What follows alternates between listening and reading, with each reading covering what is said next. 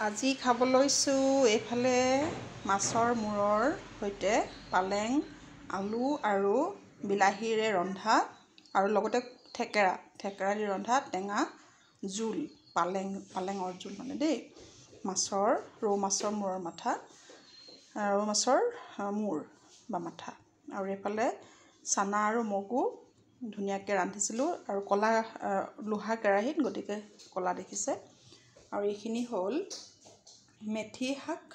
লগতে আলু পিঁয়াজ দি ভাজিলোঁ একো মছলা দিয়া নাই নিমখ আৰু হালধি দিছোঁ আৰু এইফালে হ'ল এইফালে হ'ল তিয়ঁহ আৰু জলকীয়া গৰমৰ দিনত এই ধৰণে খাই ভাল লাগে নহয় জানো একেবাৰে চিম্পুল মানে একেবাৰে মা মছলাবিহীন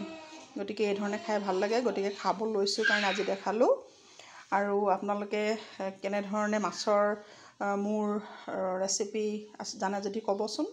আমি বেলেগ ধৰণে বনাই খাব লাগে নহয় জানো আশা ৰাখিছোঁ ক্লিপটো ভাল পাব